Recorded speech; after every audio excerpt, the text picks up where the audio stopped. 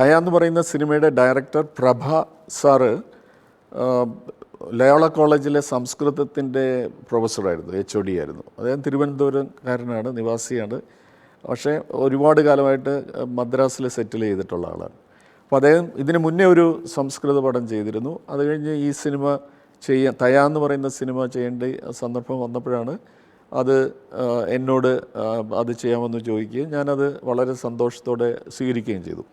പുതിയ തലമുറയിലെ ആളുകളോട് പറഞ്ഞു കഴിഞ്ഞാൽ അവർക്കത് എങ്ങനെ ഉൾക്കൊള്ളും എന്നറിയില്ല. ഞാനത് വളരെ ഏറ്റവും മിനിമം KSFDCയുടെ പാക്കേജിൽ ചെയ്ത സിനിമയാണ്. അപ്പോൾ ഇതെല്ലാം അവർ വരുന്നവരൊക്കെ ഇത് ലോ ബഡ്ജറ്റ് പടമാണെന്ന് പറഞ്ഞിട്ടേ വരുള്ളൂ. സാർ ലൈറ്റിനും ഒന്നും കാശില്ല. ഉടനെ ഞാൻ പറഞ്ഞു വേണ്ട. അപ്പോൾ ഒരു ദിവസം 4000 രൂപയിൽ നിൽക്കുന്ന ലൈറ്റും ട്രോളിയും ട്രാക്കും ഇതെല്ലാം കൂടെ വെച്ചിട്ടാണ് ആ സിനിമ ചെയ്തിരിക്കുന്നത്. ഇന്നിപ്പം പുതിയ കുട്ടികളെടുത്ത് ഷൂട്ട് ചെയ്യുന്ന ഒരു ലൈറ്റിന് തന്നെ ആ റെൻ്റാവും 4000 രൂപ. ഇത് അത്രേ വെച്ചിട്ടുള്ളൂ. അത് പക്ഷേ 100 വർഷം മുമ്പ് നടക്കുന്ന കഥയാണ്. അപ്പം ഇലക്ട്രിസിറ്റി ഇല്ലാത്ത പീരീഡ്, ഓയിൽ ലാമ്പുകളേ ഉള്ളൂ. അപ്പോൾ ആ തരത്തിലുള്ള ലൈറ്റിങ് ചെയ്യണം. ഇത് വലിയൊരു 16 കെട്ട് പോലെയുള്ള വലിയ വീട്. അപ്പോൾ എൻ്റെ ഉണ്ടായിരുന്നത് 1.2-ൻ്റെ ഒരു HMI 575 രണ്ടെണ്ണം, അങ്ങനെ ഇതും 4 മൾട്ടി-20, 4 ജൂനിയർ, 4 ബേബി, ഇത്രയേ ഉള്ളൂ ലൈറ്റ്. അപ്പോൾ ഈ മിനിമം ലൈറ്റ് വെച്ചിട്ട് ഞാനത് വളരെ കൃത്യമായിട്ട് പക്ഷേ നമ്മൾ വേറൊരു കാര്യം കൂടെ ആലോചിക്കണം. ഫിലിമിൽ നിന്ന് ഡിജിറ്റലിലേക്ക് മാറി ഈ സിനിമ വന്നു കഴിഞ്ഞപ്പോഴത്തേന് ഞാൻ ആദ്യമായിട്ട് ചെയ്ത ഒരു ഡിജിറ്റൽ ഫുള്ളായിട്ട് ചെയ്തിട്ടുള്ള ഒരു സിനിമ ചോട്ടി മോട്ടി ബാത്തേ എന്ന് പറയുന്ന ഒരു ഹിന്ദി ഫിലിം. അത് ബംഗാളി ആൾക്കാരാണ്, പക്ഷേ അത് ഹിന്ദി ലാംഗ്വേജിൽ ചെയ്തിട്ടുണ്ട് എന്നേ ഉള്ളൂ. ബംഗാളിലായിരുന്നു അതിൻ്റെ ഷൂട്ടിങ്ങും എല്ലാം, ബാക്കിയെല്ലാ വർക്കും ഉണ്ടായിരുന്നത്. സോഹിനി ദാസ് ഗുപ്ത, ബുദ്ധദേവ് ദാസ് ഗുപ്തയുടെ അസോസിയേറ്റ് ആയിരുന്നു, പിന്നീട് അദ്ദേഹത്തിൻ്റെ പാർട്ട്ണറായിരുന്നു. ആ സോഹിനിയുടെ ആദ്യത്തെ സിനിമ. അപ്പോൾ ആ സിനിമയിൽ എനിക്ക് പിന്നെ ഡിജിറ്റൽ സിനിമ ഷൂട്ടിങ്ങിൽ അത് കുറേക്കൂടെ ആ എക്സ്പീരിയൻസ് എനിക്ക് പിന്നെ പോസിറ്റീവായിട്ട് തോന്നി. അതിനൊരു പ്രധാന കാരണം നമ്മൾ എന്താണോ ചെയ്തു പോകുന്നത് അത് എല്ലാവരും കണ്ടു പോകുന്നതുകൊണ്ട് ഞാൻ മാത്രമായിട്ട് ടെൻഷൻ അടിക്കേണ്ട. ഈ ഫിലിമിൽ ഷൂട്ട് ചെയ്തിരുന്ന കാലഘട്ടത്തിൽ നമ്മളൊരു കാര്യം ഷൂട്ട് ചെയ്യുന്നു, അത് അപ്പോൾ ഈ റഷസ് എന്നാണ് വെളിയിൽ പറയുക, ഡെയിലീസ് എന്ന് പറയും അല്ലെങ്കിൽ. അപ്പോൾ ഈ റഷ്യൻ ഡെയിലി എന്ന് പറയുന്നത് എന്തിനാന്ന് പറഞ്ഞാൽ ഷൂട്ട് ചെയ്തത് എന്താണെന്ന് ഇമ്മീഡിയറ്റ്ലി അറിയണം. അപ്പോൾ അന്ന് തന്നെ അത് പ്രോസസ്സ് ചെയ്ത് പ്രിൻ്റ് അടിച്ചിട്ട് പിറ്റേ ദിവസത്തെ ഷൂട്ടിങ്ങിന് മുന്നേ ക്യാമറാമാനും ഡയറക്ടറും ഇത് കാണും. ഷൂട്ട് ചെയ്തതൊക്കെ എന്തെങ്കിലും തെറ്റ് പറ്റിയിട്ടുണ്ടെങ്കിൽ അത് തിരിച്ച് ചെയ്യാൻ പറ്റും. നമ്മുടെ ഇവിടെ അങ്ങനെ ഒരു ശീലമില്ല. എല്ലാം ഷൂട്ടിങ്ങും കഴിഞ്ഞ് 1 മാസവും കഴിഞ്ഞ് 1.5 മാസം കഴിഞ്ഞിട്ടാണ് ഇതൊരു ലാബിൽ കൊണ്ടുപോയിട്ട് ഷൂട്ട് ചെയ്ത് റഷ് അടിച്ച് വന്ന് കാണുന്നത്. അപ്പോൾ ആ റഷ് കാണാൻ പോയിരിക്കുന്ന ദിവസമാണ് നമ്മുടെ ജീവിതത്തിലെ ഏറ്റവും ടെൻഷനുള്ള ദിവസം. ഓരോ ഫ്രെയിമും വരുമ്പോൾ എങ്ങനെയാണെന്നുള്ള അപ്പോഴാണ് അറിയണത്. ഇന്നിപ്പോൾ അതില്ല. നമ്മൾ ഷൂട്ട് ചെയ്ത് പോകുന്നത് അന്നേരം എന്താണ് എന്ന് അറിഞ്ഞു പോകുന്നതുകൊണ്ട് ആ ടെൻഷൻ്റെ ആവശ്യമില്ല. അല്ലെങ്കിൽ it was A severe tension. ഏറ്റവും സ്ട്രെസ്ഫുള്ളായിട്ടുള്ള ഒരു ആസ്പെക്റ്റ് സിനിമാറ്റോഗ്രാഫി വർക്കിൽ അതാണ്. എന്താണ് അതിൻ്റെ ഫൈനൽ റിസൾട്ട് എന്നുള്ളത് നമുക്കറിയാൻ പറ്റില്ല. എവിടെയും തെറ്റുപറ്റാം. അപ്പോൾ ആ ലൊക്കേഷനിൽ നിന്ന് ഈ ലാബിലേക്ക് കൊണ്ടുപോയത് ഒരു കാറിൻ്റെ ഡിക്കിയിലിട്ടിട്ടാണ് കൊണ്ടുപോയെങ്കിൽ അത് ചൂട് പിടിച്ച് നാശമാവും. അല്ലെങ്കിൽ എവിടെയെങ്കിലും ഇത് റേഡിയേഷൻ ഇത് വന്നിട്ടുണ്ടെങ്കിൽ അത് കേടാവാം. ലബോറട്ടറിയിൽ എന്തെങ്കിലും അശ്രദ്ധ പറ്റിയിട്ടുണ്ടെങ്കിൽ അതിൽ കേടാവാം. അവരുടെ പ്രോസസ്സിങ്ങിൽ എന്തെങ്കിലും സംഭവിച്ചാൽ കേടാവും.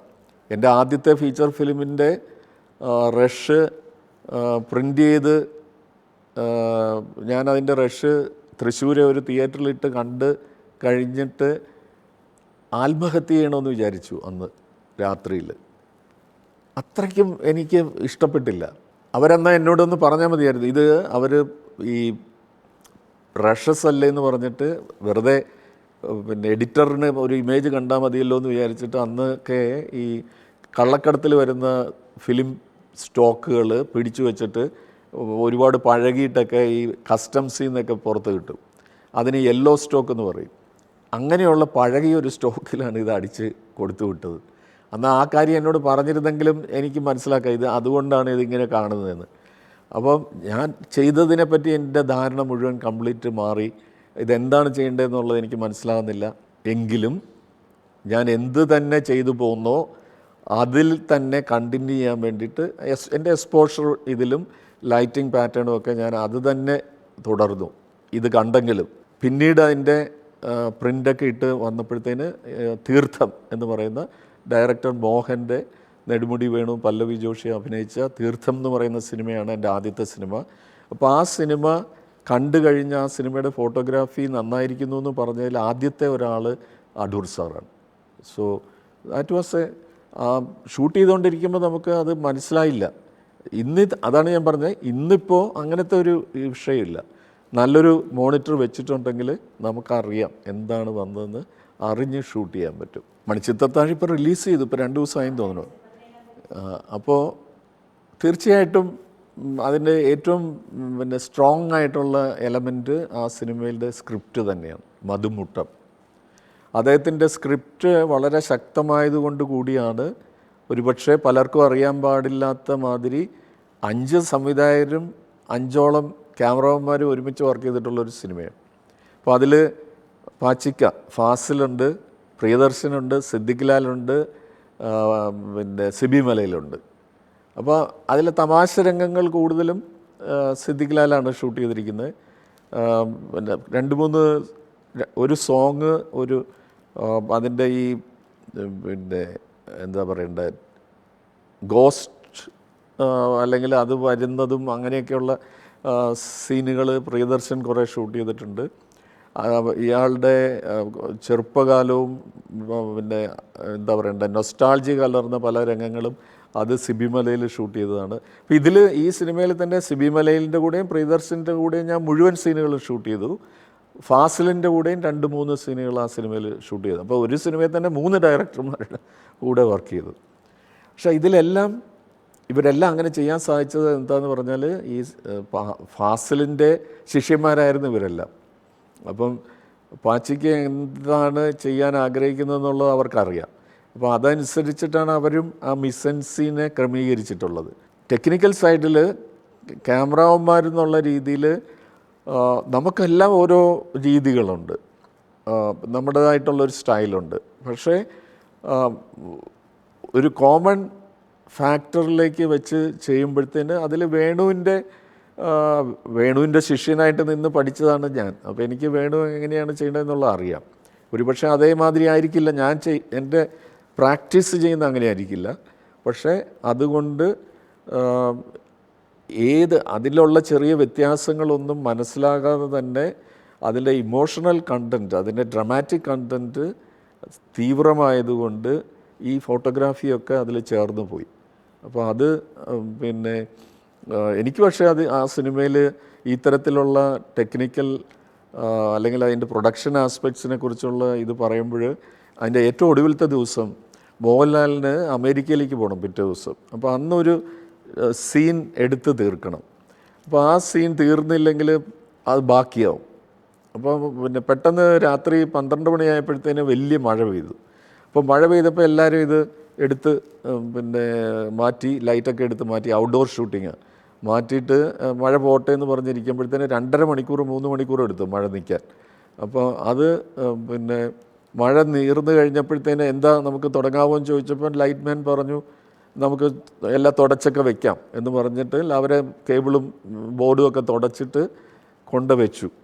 അപ്പോൾ തുടങ്ങണമെന്ന് പറഞ്ഞ് ജനറേറ്റർ ഓൺ ചെയ്ത് ഒരു ലൈറ്റ് ബോയ് ഷോക്ക് അടിച്ചിട്ട് താഴെ വീണു. അപ്പോൾ അവർ പറഞ്ഞു അല്ല കുഴപ്പമില്ല, നമ്മൾ ഇത് ഒന്നുകൂടെ ഒന്ന് തുടച്ച് എല്ലാം സേഫ് ആക്കിയിട്ട് എല്ലാം ടെസ്റ്റ് ചെയ്തിട്ട് നമ്മൾ വീണ്ടും തുടങ്ങാമെന്ന് പറഞ്ഞ് അവർ നിന്നപ്പോഴത്തേന് ഫാസിൽ പറഞ്ഞു അത് പാടില്ല. ഒരു മനുഷ്യൻ്റെ ജീവന് ത്രെട്ട് നിർത്തിക്കൊണ്ട് അല്ലെങ്കിൽ അത് പോസിബിലിറ്റി നിന്നുകൊണ്ട് നമ്മൾ ഒരു ഷൂട്ടിങ്ങിന് ശ്രമിക്കുന്നത് ശരിയല്ല. എനിക്ക് ഒരു കാശ് മുടക്ക് വരും, പക്ഷേ ഞാൻ ലാൽ തിരികെ വന്നിട്ട് മദ്രാസിൽ വെച്ച് ബാക്കി ഷൂട്ട് ചെയ്തോളാം എന്ന് പറഞ്ഞ് പുള്ളി പാക്കപ്പ് ചെയ്തു. വേറൊരു ഡയറക്ടറോ പ്രൊഡ്യൂസറോ അത് ചെയ്യത്തില്ല. അത് ഫാസിൽ മാത്രമേ അത് ചെയ്യാൻ സാധ്യതയുള്ളൂ. അപ്പം അങ്ങനെ ആ മറ്റു മനുഷ്യരുടെ അവസ്ഥയെക്കുറിച്ചിട്ട് ബോധ്യമുള്ള സംവിധായകരും ഉണ്ട് നമ്മുടെ സിനിമയിൽ.